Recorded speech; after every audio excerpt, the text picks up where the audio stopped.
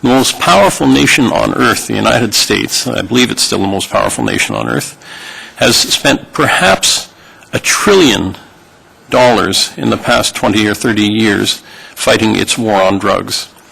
It now incarcerates 2.3 million people, about 500,000 of them, almost 1/4 of them, for drug-related offenses. The United States incarcerates 1/4 of all the human beings imprisoned on earth.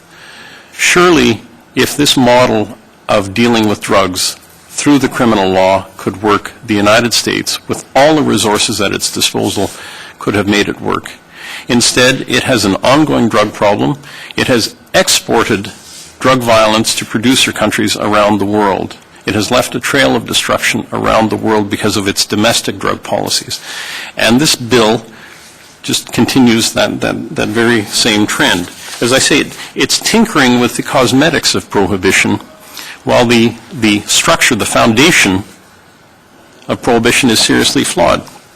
Now, I'm nonpartisan when I say this. I've been very critical of many governments who have perpetuated these prohibitionist laws. I wish, in fact, we were here today reviewing Senator Nolan's report, the Senate Special Committee on Illegal Drugs from 2002. That was the most comprehensive report done almost anywhere in the world in the past 30 years. And it's a travesty that we're looking at legislation right now instead of that bill. We could actually get somewhere if we looked at the recommendations of that report.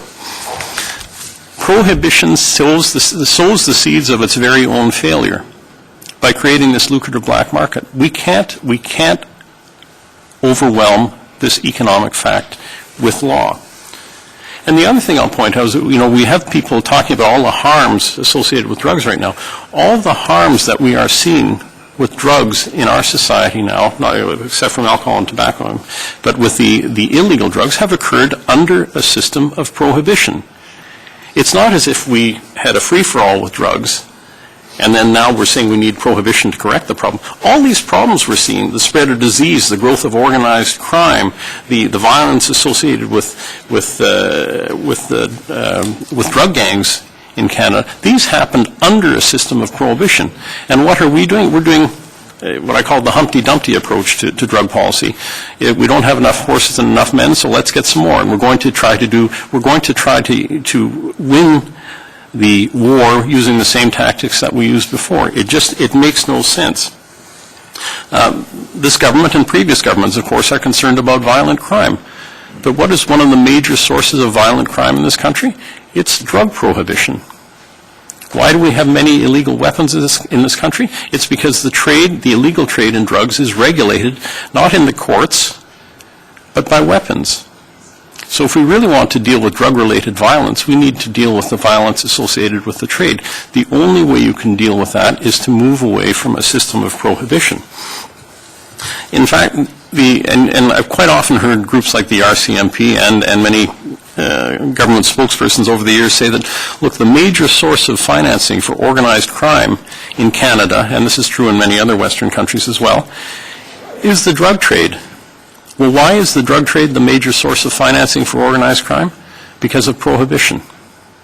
So we create the problem by prohibiting these substances rather than dealing with them as health issues. And then we call for ever stricter and more punitive measures, such as those typified by this bill, in order to address the problem.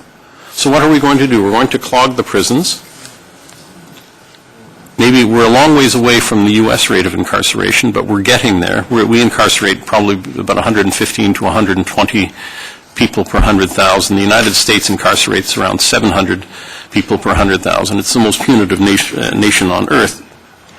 Let me give you an example of what's going to happen if we toughen the drug laws for the production of cannabis, which is one of the provisions in this bill, to maximize to make the maximum penalty for production of cannabis go from 7 years to 14 years. This is not as you know, it's not a mandatory minimum. They've just increased the maximum penalty.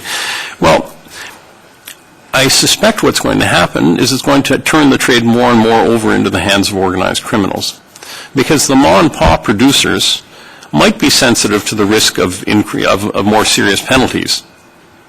Organized crime doesn't care about that, and they always have enough underlings who can do the work for them. So this provision may actually have the effect of basically clearing the way for organized crime. And if I could turn back to the materials I brought, I'm not just a lone voice calling in the wilderness, but starting in 1988, The Economist magazine came out with a lead editorial called Getting Gangsters Out of Drugs. The Economist magazine is not the most liberal magazine in the world. It's a conservative, widely respected magazine. What did they say? Legalize, control, discourage. And if you go through here, in 1993, they said the same thing, bring drugs within the law. In 2001, they came out with a survey, one of their economic surveys, called The Case for Legalizing Drugs. In March of this year, they came out with yet another lead editorial on how to stop the drug wars. Legalize, control, discourage. The National Review, again, not a very conservative American publication, in 1996 came out and said the war on drugs is lost. Kill it, go for legalization. And then, of course, you have the Senate Special Committee on Illegal Drugs, which made enormous progress in helping people to understand the need to move away from a prohibitionist model to a regulatory system. So for me to speak to the specific aspects of this bill, again, it's like tinkering with the paint job on a building whose foundations are crumbling. I would like to see this bill defeated in its entirety. I would like to see a more honest look at drug policy in this country. But I also know how politicized it is. We just saw last week that the head of the U.S. Advisory Council, or the UK Advisory Council on Misuse of Drugs, got fired for going against government policy, for speaking truth to power. This happens all too frequently. The greatest difficulty we have right now is that, as some people said, drugs are a political problem. Drugs are a political problem. Politicians have boxed themselves into a corner with all the rhetoric about the need to criminalize drugs. It's very difficult for them to move away now and say, oops, that hasn't worked. We've had 100 years of prohibition. It hasn't worked. We need to move away and treat drugs as a health issue. We need to look at why people are using drugs in problematic ways, not just punish them for using it. So there's much more I could say, but I realize I will leave myself open for questions and comments, and I'll be pleased to respond to those. Thank you, Madam Chair. Thank you both very much indeed.